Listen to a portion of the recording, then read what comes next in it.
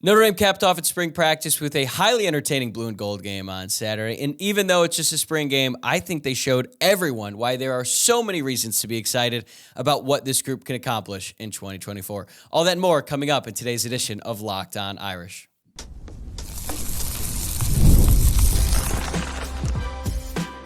You are Locked On Irish, your daily podcast on the Notre Dame Fighting Irish. Part of the Locked On Podcast Network, your team every day. What's going on, and welcome to Locked On Irish, your daily Notre Dame podcast. Today is Monday, April 22nd, and thank you for getting your week started right here by making this your first listen of the day. I'm your host, Tyler Wojciak. I'm a Notre Dame alum and producer at Fox Sports, and you can watch this episode on YouTube, or you can listen wherever you get your podcast. If you are watching along on YouTube, please give the video a thumbs up and subscribe to the channel. Or if you're listening to the podcast, please take a moment, rate the show 5 stars, leave a nice review if you're feeling kind on this Monday morning, and subscribe if you have not already. Today's episode is brought to you by LinkedIn Jobs. These days, every new potential hire can feel like a high-stakes wager for your small business. That's why LinkedIn Jobs has found the right people for your team faster and for free. Post your job for free at linkedin.com/lockedoncollege. Terms and conditions apply. I am so excited about today's show because it has been a long time since I've been able to talk about a football game. And even though it's just the spring game, I'm always going to enjoy the opportunity to watch the Irish on my television and then talk about what I see with you. And look, obviously, it's not anywhere near as exciting as a real game, but there are definitely some important things to take away from this game, and I'm going to cover them all in today's episode. The scoreboard of this one doesn't matter a whole lot, but the Al Washington-led blue team did come out on top, 28-21 over Jaylen McCullough's gold team. Al Washington wins the rubber match over Jaylen McCullough. Since he has been the coach of the blue team, he now has 2 wins to 1 loss. And all things considered, I thought this was a really highly entertaining game. It was pretty high scoring for a spring game. There was also just a buzz around the entire weekend because Notre Dame officially announced plans to build a new state-of-the-art football facility, the Jack and Kathy Shields Family Hall, which is set to open in the fall of 2026. Now, I talked about that a lot in last Thursday's episode, so I'm not going to spend a ton of time on that announcement today. If you want to hear my thoughts on it, go back and listen to it. But there's just so much to talk about from the blue and gold game. And one thing I want to make clear, whenever I watch the spring game, I'm really looking for confirmation for the things that I've seen and heard throughout the past month of spring practice. Because if you just focus on the result of this one game, which is really just like a glorified practice, it might lead you in the wrong direction. So, for example, I think it was 2007, if I just watched the spring game, I would come out of that thinking that Junior Jabby was the best skill player on the team, which obviously was not the case. So what I'm really looking for is that confirmation on all the different things I'd seen and heard. And I want to just see it on the field. I want to see it play out in real time in front of an audience. And if something happens that I didn't expect, it's not that I'm just going to ignore it. I'm just going to look at it a little bit differently. I'm going to have to analyze it a little bit closer. Like when Kahano Kia racked up 12 tackles fresh off a 2-year mission trip in which he was away from the team and away from the sport of football entirely, I'm going to look at that a little bit differently. Like, is this legit? So let's start with one of the things that I've talked about the most over the past month. It's what everyone's been talking about really since the start of spring practice, and that is the quarterbacks, right? It's not surprising. It's the most important position on the field. And the quarterback situation at Notre Dame has not always been that great, especially in recent years. But from the first practice of this year's spring practice session, it was pretty clear that Notre Dame's quarterback room is in much better shape than it's been in recent years. And yes, that's a low bar depending on what year you want to look at, but still, it's been a really encouraging development. It's not a 4-horse race to be the starter, but every guy in the room is capable of being a starting quarterback at one point or another. That's not been the case in a really long time. Riley Leonard, the projected starting quarterback, was not able to participate in the spring game because he is still recovering from his second ankle surgery of the year. But Marcus Freeman said on the broadcast that if it had been an actual game, Riley Leonard probably would have played, which was pretty surprising to me because it really has not been that long since he had that second surgery. But give credit to Riley Leonard. I mean, man, he is doing everything he can to be out there, be with his teammates, and be a part of the action. He was basically well behind the offense, sort of shadowing the play and going through the motions there. He's trying to soak it all in. I think he's also trying to show to the rest of the team that he really cares and he wants to be out there on the field as bad as anyone. So instead of seeing Riley Leonard, which we all would have loved to have seen him out there on the field with his teammates and actually participate, we got to see the three backups compete, and it was a joy to watch. So let's start with Steve Angeli. He is the projected quarterback number 2, and he was the only quarterback in this one wearing a red jersey. So he was not really live, but somehow ended up getting sacked and brought to the ground twice, which definitely was not the plan, but it wasn't like a defender tackled him and brought him down. He just sort of got knocked down twice. But Angeli had a bit of a shaky start, and then he really started to lock in and finished really strong. He finished 17 of 25 for 228 yards passing. He had 2 touchdowns through the air, including the game-winning 62-yard bomb to Chris Mitchell to seal the game. That was a great ball by him, and even though Chris Mitchell was going up against a walk-on on that play, it was a great ball and big for Angeli to make that throw, and he looked good after that shaky start. He went 3 of 7 passing on third down, which is pretty good. He did take those sacks that I just mentioned. And one thing that I think about when I'm watching Steve Angeli is he's not going to blow you away with any of his physical traits. He doesn't quite have the running ability of Riley Leonard or any of the other quarterbacks, really. He's probably the worst runner of all the quarterbacks. And yet we saw in the Sun Bowl that he can move and he can make plays with his legs when he has to. So it's not like he's a statue back there like Jack Cohn was. He can make some plays. But again, he's not the best runner.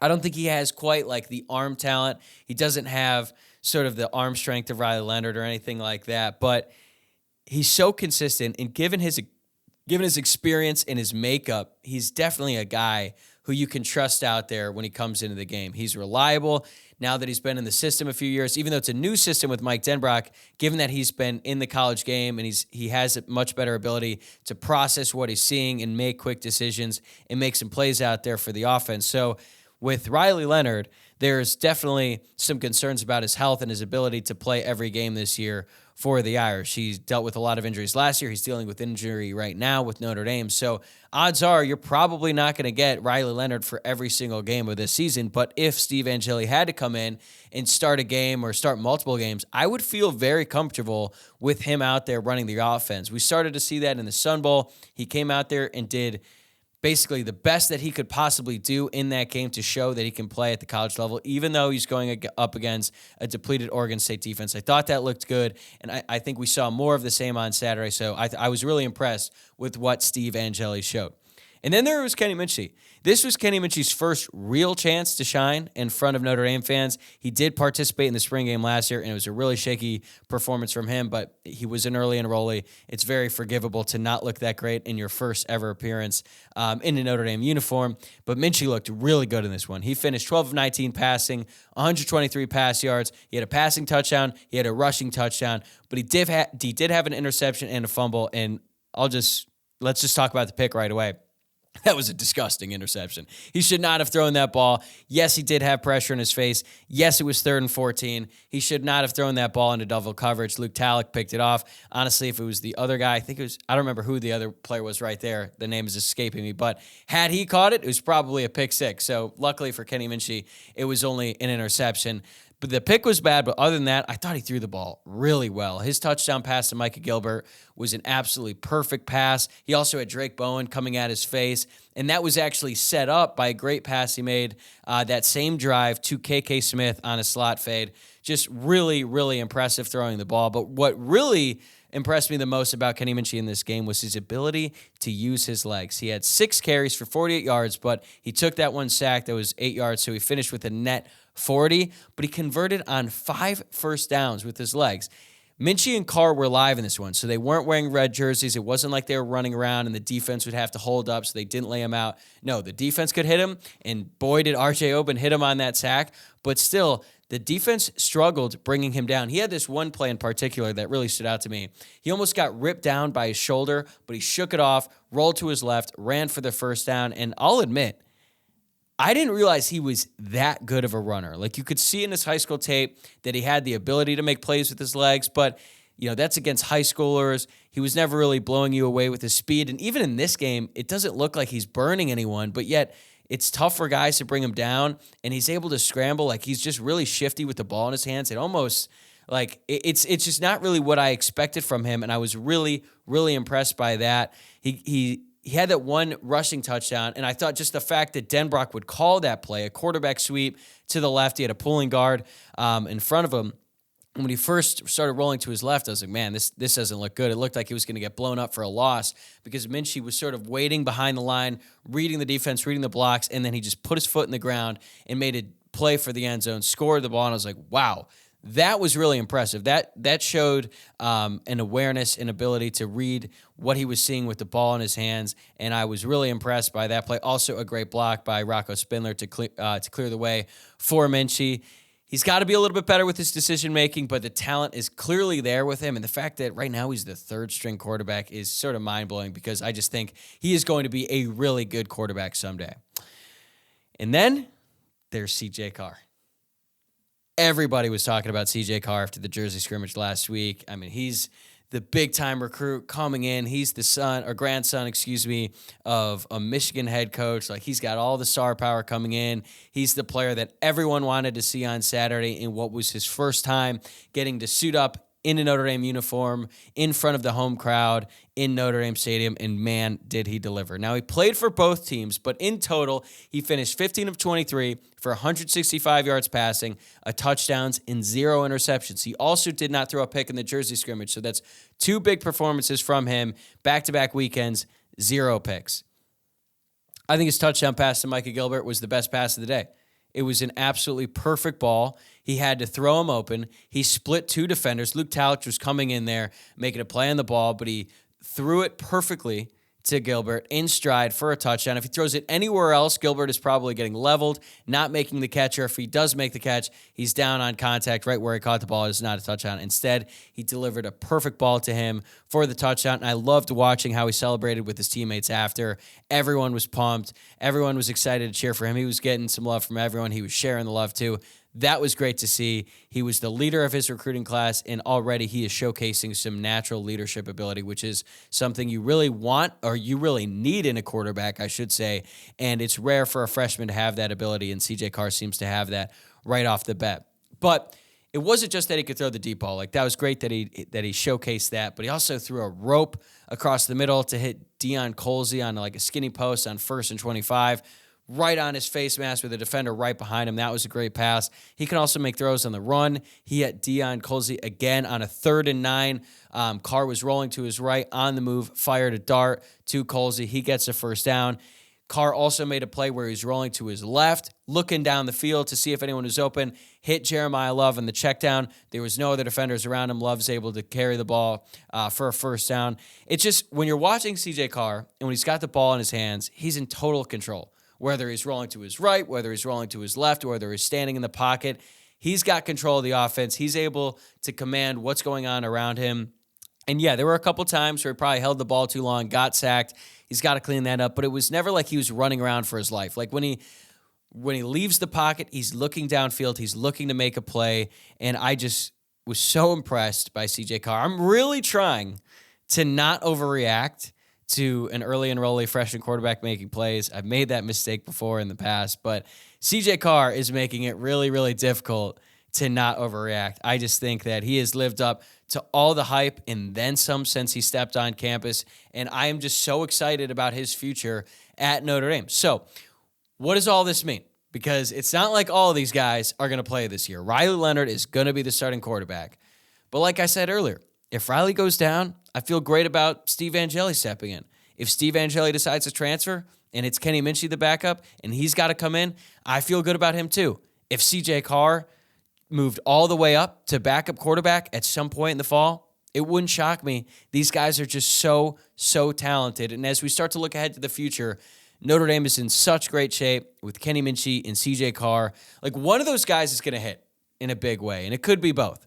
But if it is both, one of them is doing it at another school, because you can't have those two quarterbacks hit at the same time, right? You can only have one quarterback, but what Notre Dame has done in the quarterback room since Marcus Freeman has taken over is just so impressive. Like, I asked a few of my friends this.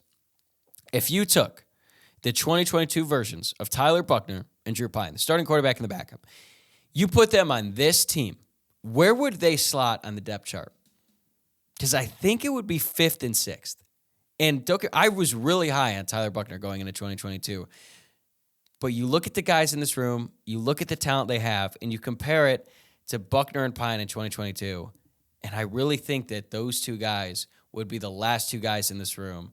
And that is just a testament to the job that Marcus Freeman has done, recruiting the most important position on the field since he took over. And it's also a credit to the entire offensive coaching staff for developing them. And it makes me even more excited about the future under Mike Denbrock as the offensive coordinator, with Gino Guiduglia as the quarterback's coach. These guys are just going to get better and better and better, and it is just so exciting. But the young quarterbacks weren't the only young players who showed out in the spring game. Coming up next, it's time to break down the other emerging stars on the roster, which includes several new faces. Today's episode is sponsored by LinkedIn Jobs. When you're hiring for your small business, you want to find quality professionals that are right for the role. That's why you have to check out LinkedIn Jobs. LinkedIn Jobs is the tools to help find the right professionals for your team faster and for free. Speaking from my own experience, I know that whenever we're looking to make a new hire, we use LinkedIn to help find the perfect new team member, and it's so easy because they do the heavy lifting. LinkedIn isn't just another job board. They've got a vast network of more than 1 billion professionals, which makes it the best place to hire. Hiring is easy when you have that many quality candidates. So easy, in fact, that 86% of small businesses get a qualified candidate within 24 hours. It's why owners rate LinkedIn Jobs #1 in delivering quality hires versus leading competitors. Post your job for free at linkedin.com/lockedoncollege. That's linkedin.com/lockedoncollege to post your job for free. Terms and conditions apply. All right, so we covered the first big development with the quarterbacks, and the second most important thing that we've heard about throughout spring practice is the new guys. And I think with any spring game, you're going to be focused on the new players. And before, it used to just be the younger players, but now it's the younger players and the transfers. And Notre Dame's new faces showed out in a big way on Saturday. Let's go through a few of them here. And let's start with the young guys. I already mentioned Micah Gilbert. 2 touchdowns on the day. He finished with 5 catches on 9 targets, 79 yards, and 2 touchdowns. He is one of the most talked about young players on the team. He showed up physically ready to go from day one, and he showed why on Saturday. His route running ability is really impressive. He's really gifted just with his footwork and his natural receiving ability. That's why the Notre Dame coaching staff was a little bit more confident in Micah Gilbert's transition to college, just because he had sort of the finer details of being a wide receiver put together already. He's physically ready to go. Cam Williams, the more highly touted receiver prospect coming out of high school, is extremely gifted athletically, but he doesn't quite have all the nuances of the receiver position down yet in the way that Micah Gilbert has.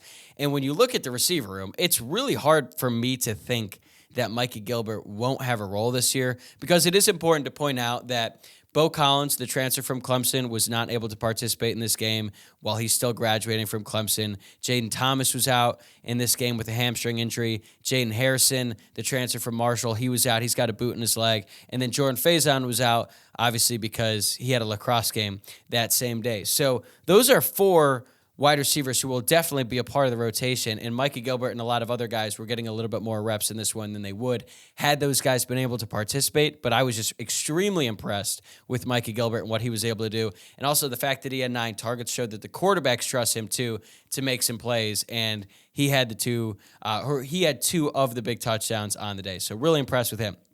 And then there's Jeremiah Love. That dude is just electric with the ball in his hands. He had the play of the day. Honestly, he caught a check down from Steve Angeli. Steve Angeli steps up in the pocket, just sort of dumps it off to Jeremiah Love in the middle of the field. He turns it up. He's got room to run, and boy, did he make a play. He picked up 32 yards. He made, I think, 3 guys miss, and then he dragged a couple of defenders for like 6 or 7 more extra yards for a big play. It was just so impressive, because when he puts his foot down and turns upfield, his acceleration just really just is shocking, basically, right? There's not many guys who can do that at any level. He's got that kind of speed, but I was also really blown away by how tough of a runner he is. He had that play in the Jersey scrimmage when he ran over it on Schuler, and then Notre Dame posted it. And like, whenever that happens, I always feel bad for the guy that got run over or got mossed on, whatever the case may be. It's like, damn, he's probably just after practice pulls up his phone and is like, oh, they put that one out? Did they have to put out that play? Well, unfortunately for Adon Schuler, yes, they did. And this one, Jeremiah Love was making all kinds of plays. And now Jadarian Price was out. He suffered a hamstring injury in practice on Tuesday before the spring game, according to Marcus Freeman. So this was really Jeremiah Love's time to shine, and he did. This is sort of like a small little detail, but There was a play early on where Jeremiah Love was running down the sideline and he cut up field and he could have gone out of bounds. Like there were several defenders gaining on him, but instead he stayed in bounds, tried to fight for like 2 or 3 extra yards, and he got him. And I was like, wow, that was a really tough run, because when he was coming out of high school, that was something we were like, okay, that's definitely going to be something that he needs to work on, being a more physical downhill runner. He's clearly shown that he has developed that aspect of his game. And honestly, when he cut up field and he took that blow, I was like, hey, dude, it is still just the spring game. It's not really the worst thing to just run out of bounds and save yourself, especially considering that Jadarian Price, the other running back, is out with an injury. But still, I was really impressed with him. He is going to make so many plays this year and beyond for the Irish that really make you just go, wow, and I just can't wait to see it. Also, Aeneas Williams, true freshman running back, early enrollee. He had 10 carries, 39 yards, and a touchdown. He also had a nice kickoff return to start the game. Dylan McCullough said that he had a really good spring, and I think we all got to see why on Saturday. I know that the comparison has already been made, given the fact that they're both from St. Louis, but there's a lot of Kyron Williams to his game. He's not Kyron Williams. I'm not saying he is that or is going to be that, but there are definitely some qualities. The way that he runs physically, he's very shifty. He can make moves in really short or really small spaces, I should say. And I thought it was a good showing from him. Unfortunately, we're not able to see Kedron Young, the other freshman running back, because he's recovering from an injury, but I thought Williams showed out a lot when he was on the field. Okay, we've talked a lot about the offense so far in today's show. Let's give some love to the defense, and specifically linebacker Kingston Viliamu-Asa. He's probably been the most talked about freshman on the entire team, not named CJ Carr. He's definitely been the most talked about on the defensive side of the ball, and he showed why on Saturday. He was the first linebacker taken in the Blue-Gold Game draft, and I don't want to read too much into the draft, but I did think that was interesting that he was taken over Jaden Osbury.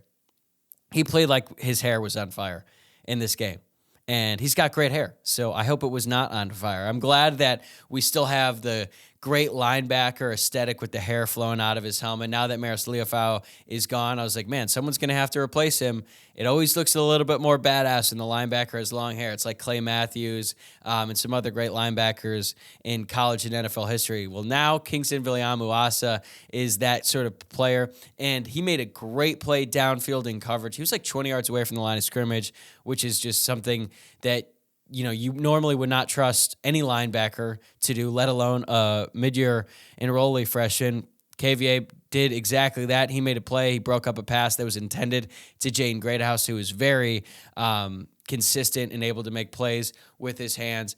Didn't matter. KVA was there. He made plays. And the one thing about him is, like, he never looks lost out there.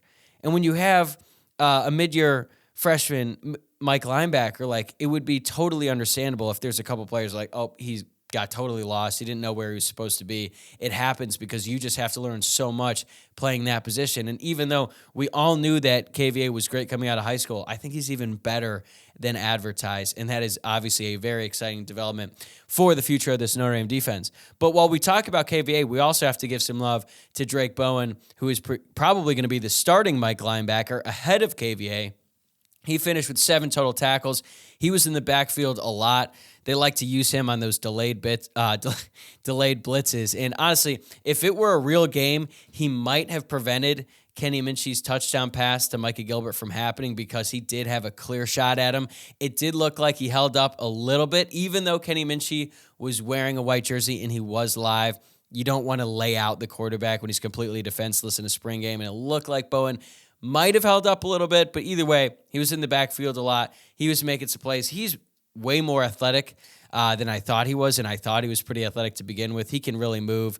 So I thought he had a good showing. And then while we're on the topic of linebackers, Jaylen Sneed, his development might be the most exciting part of spring ball as it pertains to the defense this season. Like, it seemed like all the talk had been, oh, he's putting it all together. He's not just going to be a pass rushing threat. He can do the little things. And we already know that he's quick coming off the edge. He showed that again in the spring game, but he finished with tied for the team lead with 7 tackles. And I think the most important thing about Sneed is, like, even though he didn't make any crazy plays in this game that make you go, wow, he was doing all the little things right. And there weren't any plays where you're like, what are you doing? Where you're like running right by the ball carrier when you have a great angle like he did a couple times last season. Never happened. He was sound. He knew where to be, and he made plays when he needed to make them. And I think that's sort of been the issue with Sneed. But if he cleans that up and he starts to put all of this together, if he knows where to be, he's able to use that elite athleticism that he possesses. Jaylen Sneed could be in for a big breakout year. A couple more linebackers I want to mention, man. They just all really showed out. Jaden Osbury, he is the closest thing to Jeremiah Owusu-Koramoah that Notre Dame has had since him. I still don't think he's going to be that good of a player because that's like a once-in-a-generation type linebacker who can rush the passer, make plays in the open field, light up any ball carrier that steps in front of him, and can cover at any part of the field. That is J-OK. I don't think Jaden Osbury is there quite yet, but he is so athletic, and he can do it all at linebacker, so much so that the coaching staff actually trusts him to train at nickel, which to me just says, hey, this guy is so gifted. They need him out in the field to make some plays. So if that means getting some reps at nickel so he can work on his coverage, so be it, because he is a guy that is going to be out on the field a lot making plays this fall. He had 3 tackles, but he is such a weapon for this defense. And I think we all started to see, oh, wow, like he does have that athleticism that we have heard so much about throughout spring practice. I mentioned him earlier, Kahanu Kia. I can't talk about the linebackers without talking about him. He had a game-high 12 tackles, 2 tackles for a loss. He has not played football in 2 years, and he did that. Will he play this year? Probably not a whole lot. He'll probably be a fixture on special teams, but it just shows you the depth in that linebacker room.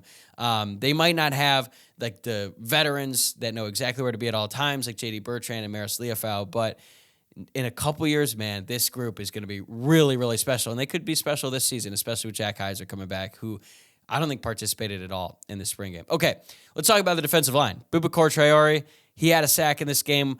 Former linebacker Drew White gave Boubacar Traore the stamp of approval on Twitter. I think he posted like, Boubacar, confirmed good. I agree, Drew. Boubacar is really good. I don't know what it is with him, and I'm sure that it hasn't always looked this good in practice, especially last year when he was a freshman. He was still very raw. But, like, literally every time I see him on the field, I just think, wow, this guy's a stud. This guy just has it, and he can be so disruptive coming off the edge. And then you've got Bryce Young, another early enrollee, who forced a fumble on Jabron Payne with literally just one arm, just, like, grabbed him by the shoulder, got his arm in there, made a play. And he's one of those guys that just looks different out there compared to everyone else. Like, I know it's been talked about a lot, his size, his length, the fact that he is the son of a Hall of Famer. All of those things are true. But then when you actually see it for the first time on the field in Notre Dame Stadium, it's still just really, really impressive. And he is going to be special. I also thought the transfers looked good out there, too. We have not heard a ton about R.J. Oben, the other transfer from Duke so far in the spring practice, but he was out there. He was making plays. He absolutely dominated Charles Jagasaw on the last play of the first half. Just blew right by him, sacked Minchie, forced a fumble, and sent the team into halftime. That's why you pick him out of the portal. He is proven to be a really effective pass rusher at the college level. And so far, his progression at Notre Dame is kind of similar to how JJB's was last year because JJB, no one was really talking about him during the spring. No one was really even talking about him that much in fall camp. And then out of nowhere, he just breaks out, has an unbelievable season, was probably one of the top 5 or 10 best players on the team last year. If Oben is anywhere close to that, if he can follow a similar trajectory, and right now he's probably ahead of JJB because he actually played in the spring game and played well, Notre Dame would be in really, really, really good shape on the defensive line. Last transfer I want to mention, Chris Mitchell, game-winning touchdown. Had a pretty quiet game before that, but the game-winning touchdown was really nice. Like I said, double move, nasty.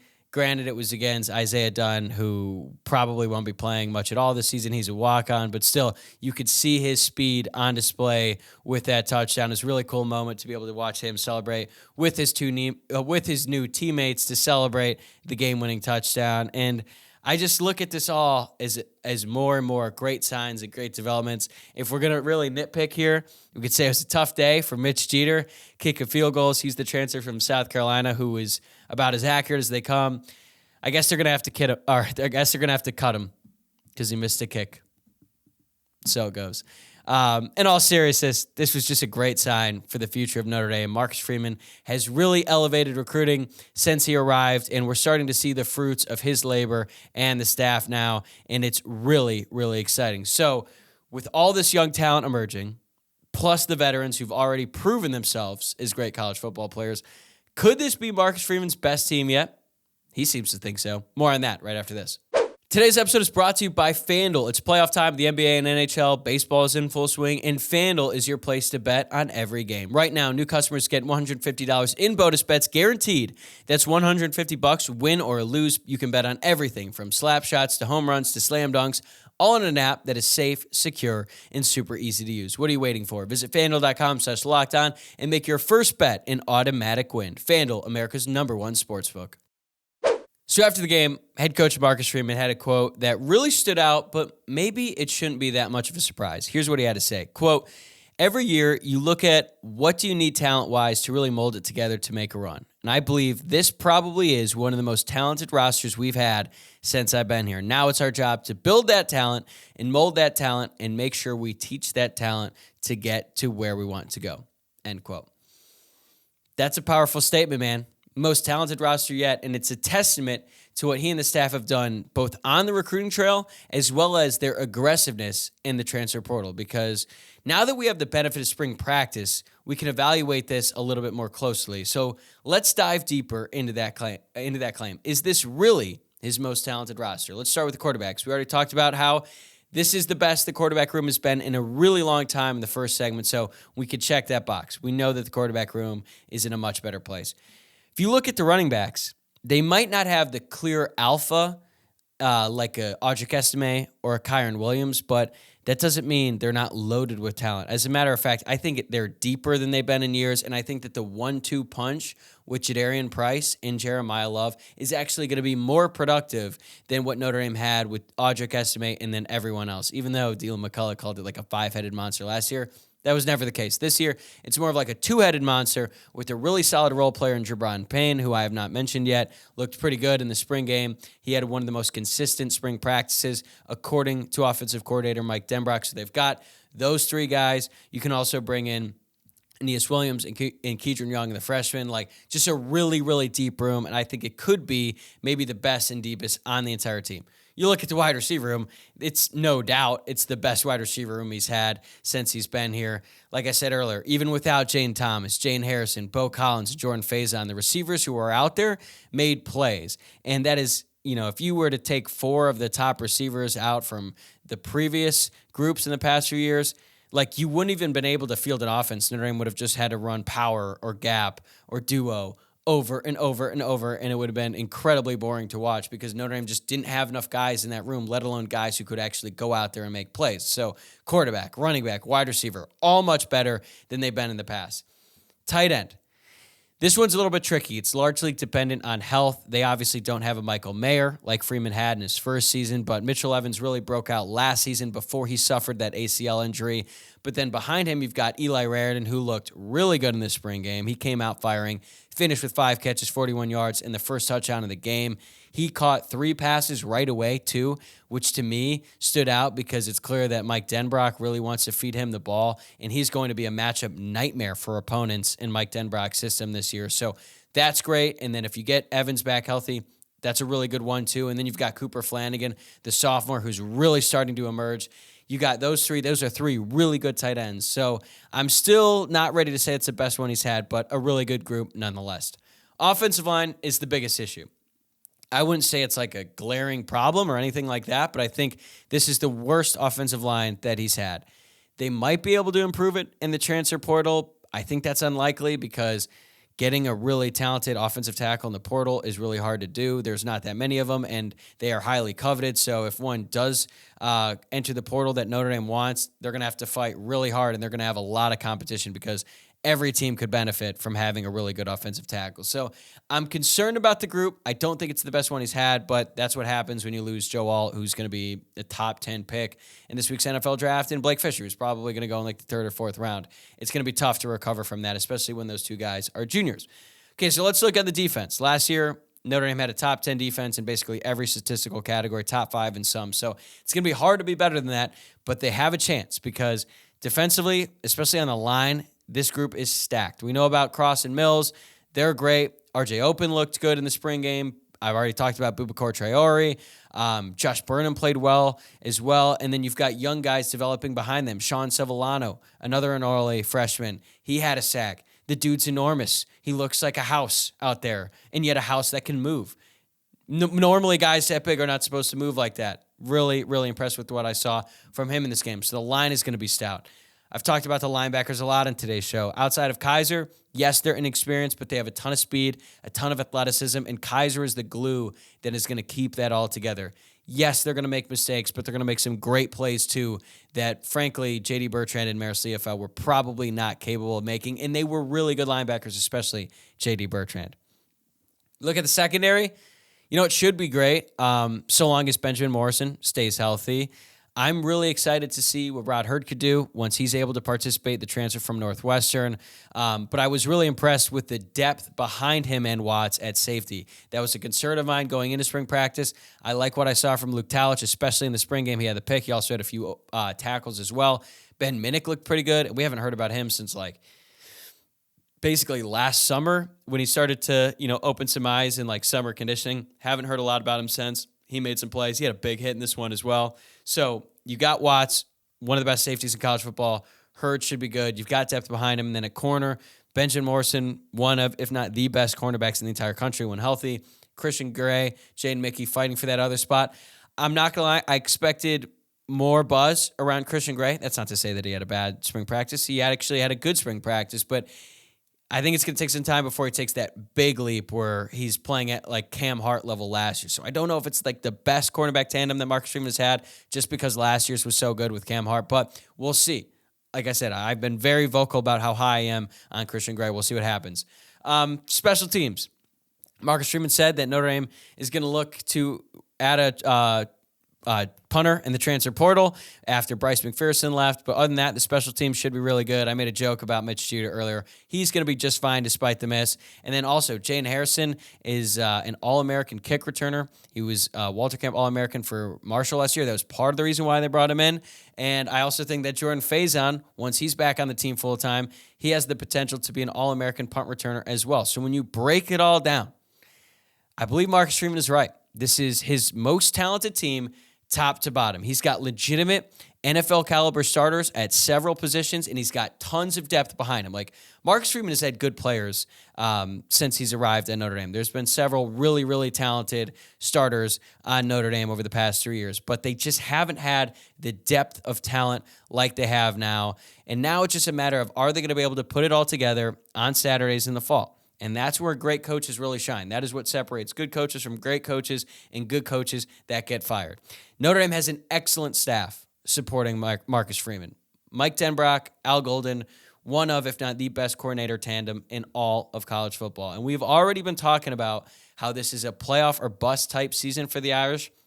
Now that spring practice is concluded, I feel even better about the Irish's chances to not only make the playoff, but make a serious run.